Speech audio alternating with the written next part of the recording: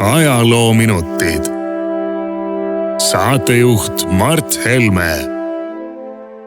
Tahan täna ajaloominutites rääkida ühest Ameerika presidendist, keda presidentide ametlikust loendist ei leia. Kes see mees on? See mees on Jefferson Davis, kes oli konföderatsiooni ehk Ameerika Ühendriikidest lahku löönud lõunaosariikide president.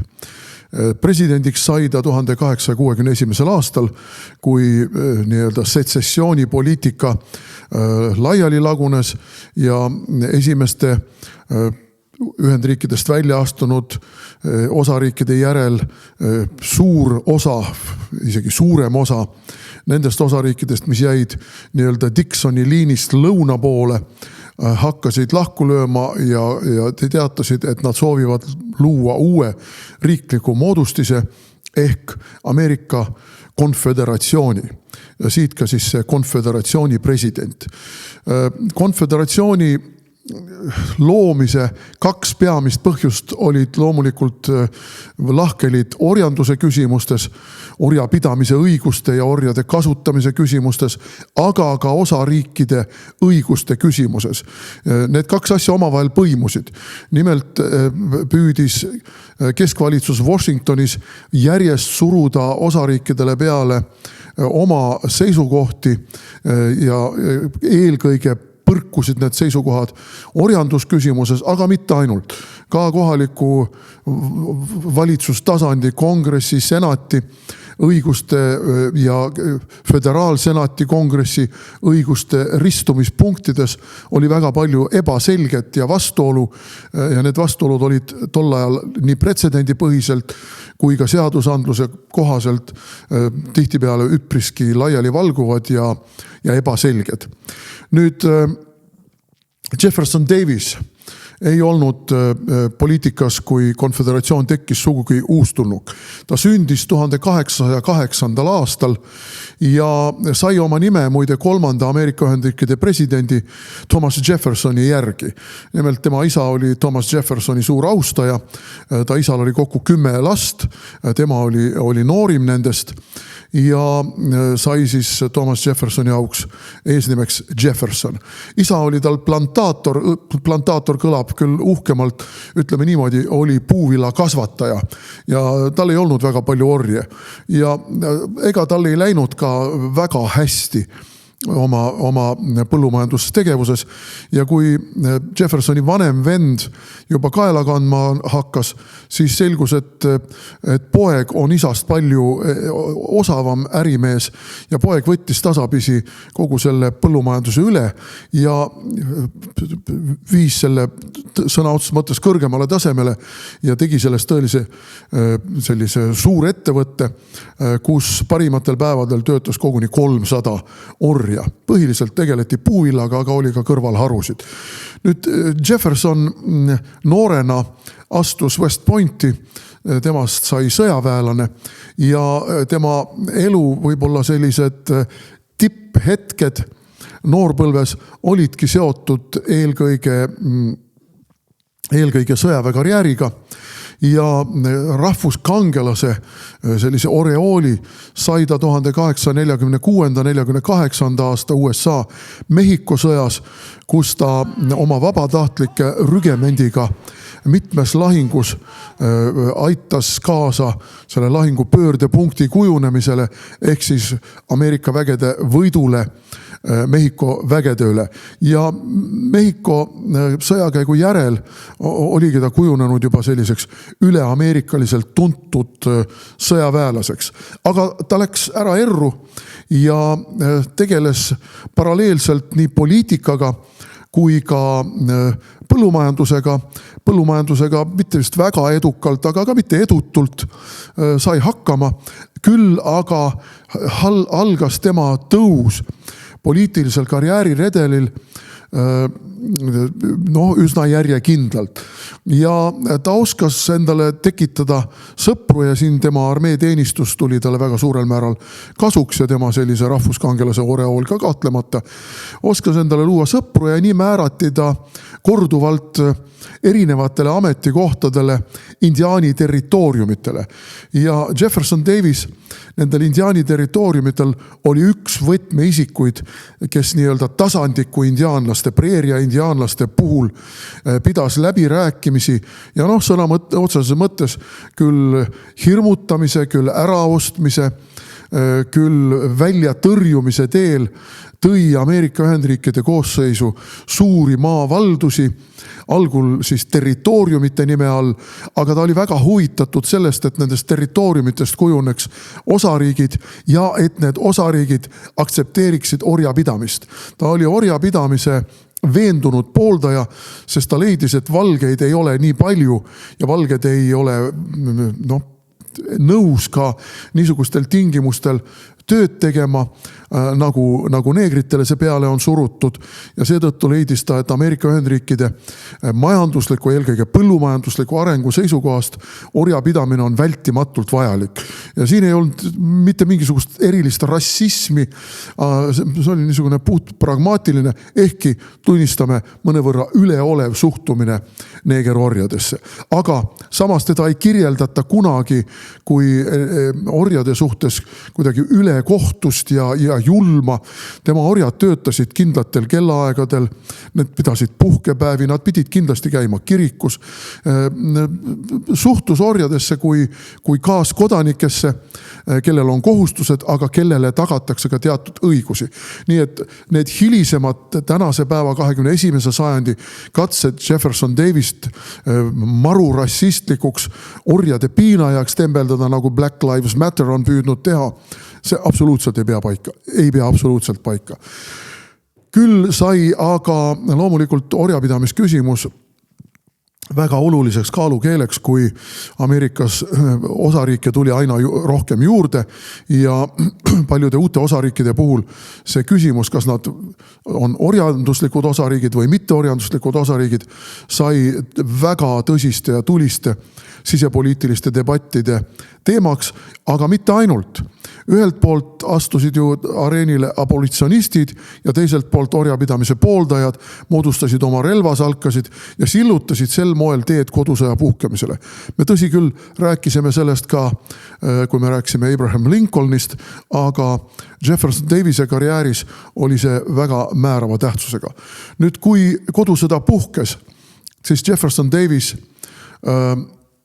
üsna üksmeelselt ilma tõsiste konkurentideta määrati algul presidendi kohusetäitjaks ja siis, kui viidi läbi valimised, siis ilma igasuguse kõhkluseta valiti konföderatsiooni presidendiks. Nüüd Jefferson Davis ei soovinud tegelikult ka vilunud sõjaväelasena tegelikult sõjategevuse puhkemist. Ta teadis väga hästi, kui verine oli selleks ajaks juba kaasaegne sõda. Oma raudteedega, mis mobiilsust suurendasid väekontingentide liigutamisel, kui ka uute tulirelvade kasutusele võtmisega.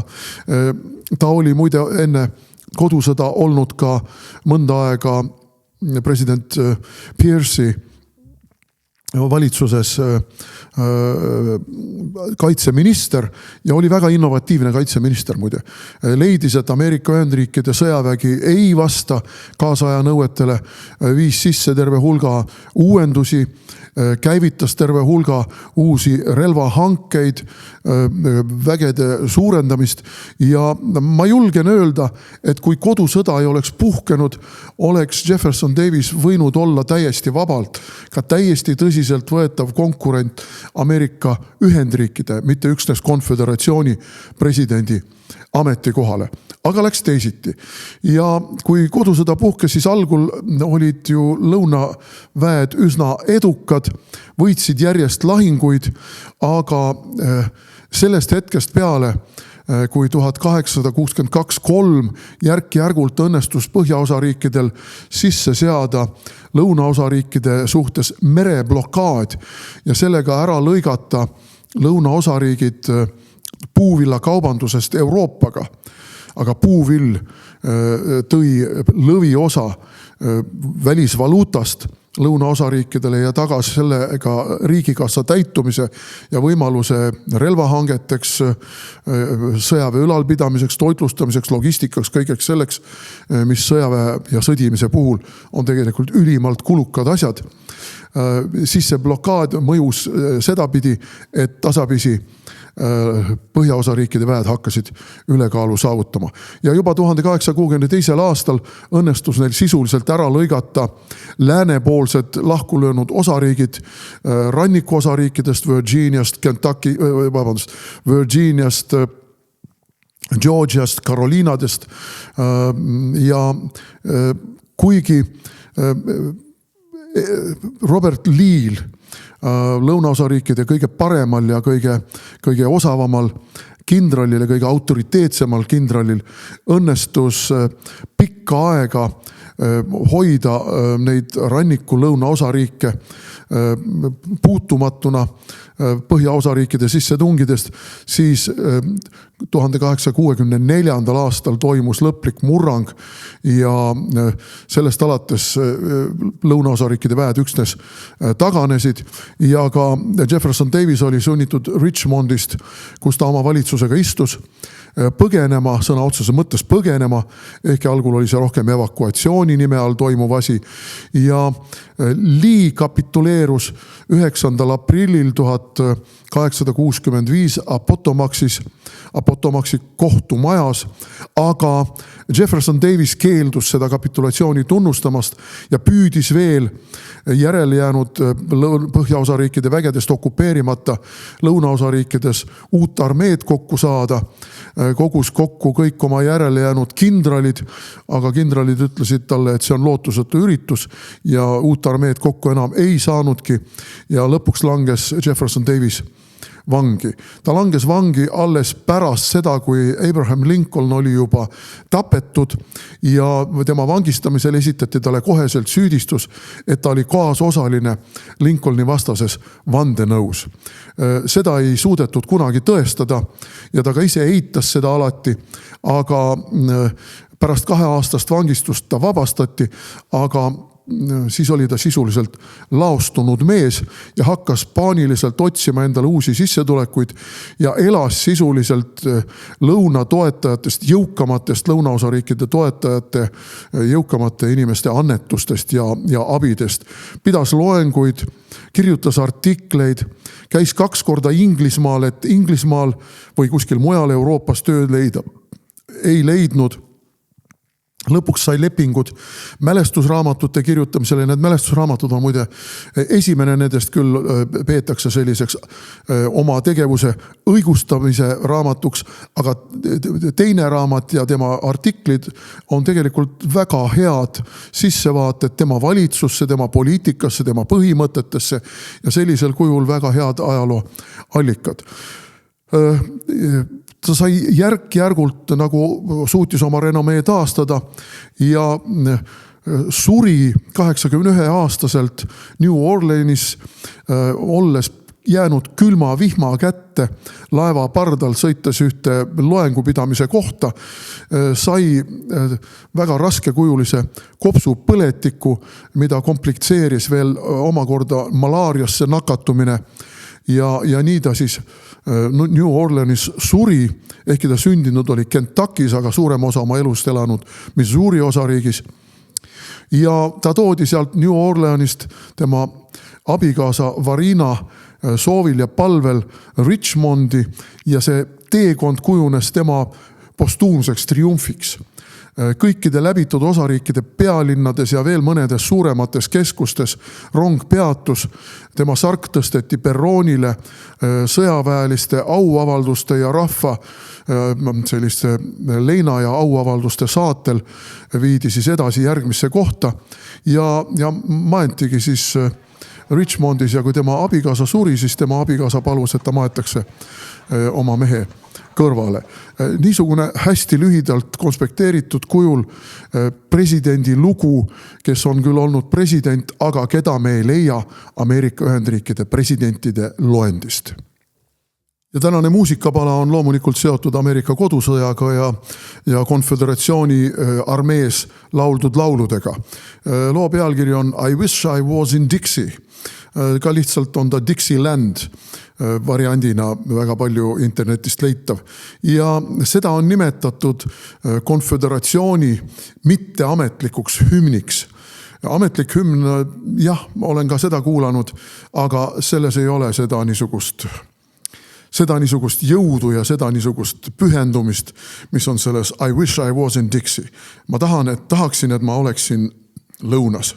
Nii võiksime tõlkida.